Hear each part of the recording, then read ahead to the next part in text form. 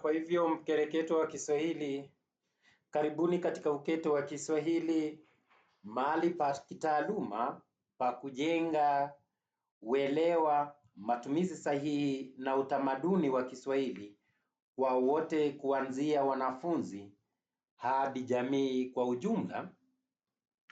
Tunaendelea kuzungumza kuhusu wahusika kwenye riwaya ya Nguza Jadi, na nikipenda tuweze kumwona mhusika Sihaba. Na Sihaba ni rafiki ya Sagilu anayemiliki makao ya Red Beats Lodgings. Mojawapo ya sifa zake ni kwamba Sihaba ni fisadi. Nakumbuka kwamba anatumiwa na Sagilu kuendeleza vitendo vya kifisadi, na anatumiwa kuangamiza washindani wa Sagilu kibiashara. Ifahamike pia kwamba yeye anatumiwa katika uchomaji wa nyumba za wenyeji wa Matango kwa kusambaza vijikaratasi kuambia kwamba waweze kuondoka. Anapokamatwa na kutupwa korokoroni kutokana na kusambaza vijikaratasi au kuwatumia watoto katika biashara ya ukahaba, tunaambiwa kwamba Sihaba hakukaa humo ndani, bali anatumia njia za kifisadi na kutoka bila kufunguliwa mashtaka. Jambo jingine ni kwamba huyu mhusika ni katili. Mtu ambaye ni katili ni mtu asiye na huruma, hana moyo ule wa kuhurumia wengine. Tunamuita pia dhalimu. Na tunaona pia Sihaba anashirikiana na Sagilu kuwachomea wenyeji wa Matango ambao wengi wao ni Waketwa, kuwachomea nyumba zao.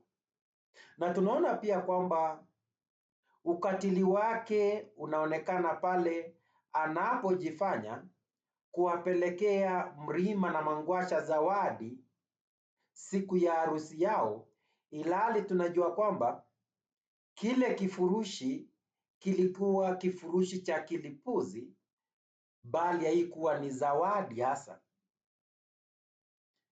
Jambo jingine kuhusu ukatili wake ni kwamba kule kuwachukua wasichana wadogo na kuweza kuwaingiza katika biashara ya ukahaba bila ya kuweza kujali maisha yao ya baadaye, ni ishara ya ukatili wa Sihaba, kwa sababu huwezi kuwachukua watoto wadogo kama wale ambao umri wao ni mdogo na ukawatumia kwa shughuli za ukahaba ili kukufaidi wewe kihela. Sihaba pia tunaona kwamba anakwenda kuwapa zawadi. Kwa kando na kusema ukatili, pia tunaweza sema kwamba ni mnafiki. Mhusika ambaye ni mnafiki ni mhusika ambaye anajipendekeza kama mtu ambaye ni mzuri, lakini kweli ni kwamba hana uzuri. Yeye ana nia nyingine fiche.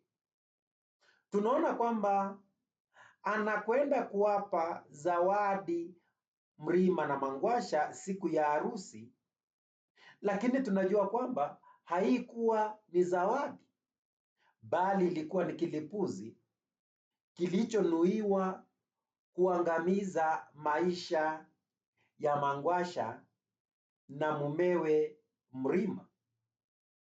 Kwa hivyo hapo ni mtu ambaye alijifanya kwamba analeta zawadi, lakini haikuwa ni zawadi. Ilikuwa mojawapo ya njia ya kuhakikisha kwamba amewaangamiza Mangwasha pamoja na Mrima. Tunaona pia kwamba Sihaba anajifanya kuwa na urafiki na wakuu wa serikali, huku akijipendekeza kwao, ila hali lengo lake halikuwa urafiki, bali lengo lake kuu lilikuwa kujinufaisha kiuchumi na kuweza kuishi maisha ya nini? Maisha ya anasa. Kwa hivyo hata ingawa aliweza kuwa na usuhuba na baadhi ya watu, wakawa na ile ukaribu nao na watu wengi waliomo serikalini, lakini nia yake haikuwa tu kuwa marafiki na wale watu, bali nia yake kuu ilikuwa kuweza kujinufaisha kiuchumi, kupata hela. Tunaona pia kwamba Sihaba ni mnyanyasaji wa haki za watoto. Na tutasemaje kwamba yeye ni mnyanyasaji wa haki za watoto? Tunaona pia kwamba anawachukua wasichana wadogo kwenda kuwachuuza kwa wanaume ili kujinufaisha bila kujali haki zao.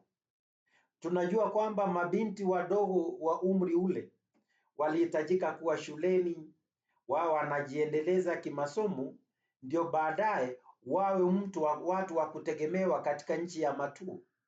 Lakini tunaona kwamba Sihaba anatumia fursa ile kuona kwamba ameangamiza mustakbali wa watoto wale, na ndiposa ninaangalia kwamba Sihaba ni mtu ambaye ni mnyanyasaji wa haki ama mkiukaji wa haki za watoto.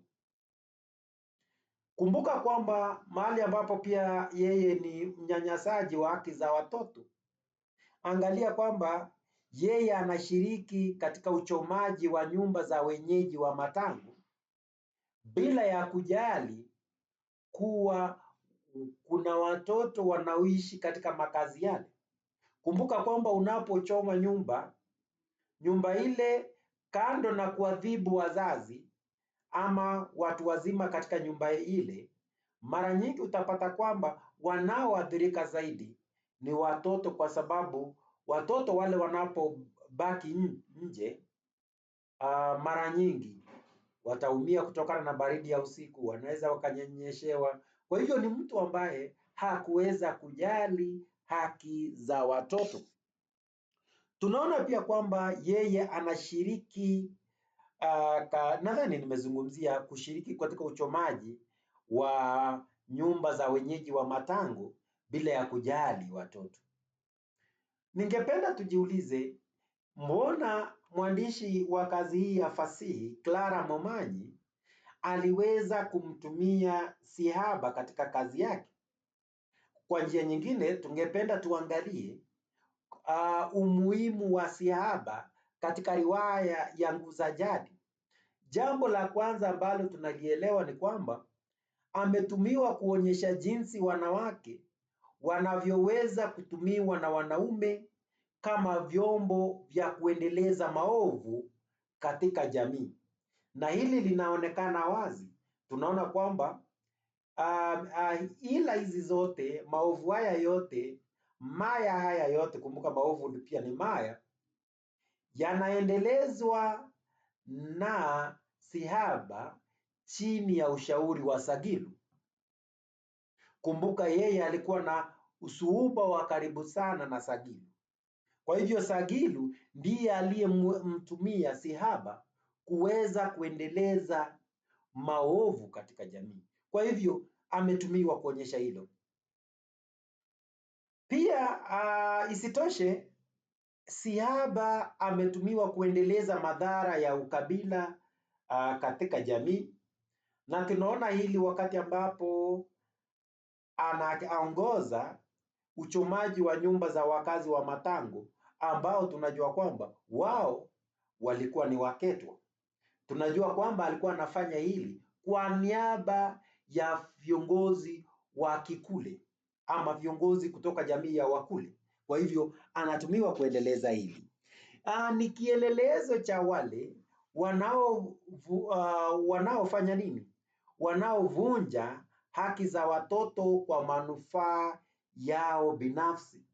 Anapowatumia watoto wadogo, wasichana wadogo kwenye ukahaba, nia yake kuu anafanya hivyo kwa manufaa yake mwenyewe, na ndiposa tunaona kwamba yeye ni mhusika ambaye tunaona kwamba anafanya maovu katika jamii kwa madhumuni ya kuweza kujinufaisha yeye mwenyewe. Anapokamilisha kipindi hiki, usisahau kusubscribe kwenye kipindi hiki Uketo wa Kiswahili. Jina langu naitwa Ustadh Kaka Munai, ni mdarisi wa somo la Kiswahili, na nimekuwa na furaha sana kutangamana nawe kwenye kipindi kama hiki. Wakati wowote tunapotangamana nawe, usisahau kusikiliza, usisahau kusubscribe. Endapo ungependa pia andika ujumbe mfupi. Asanteni sana.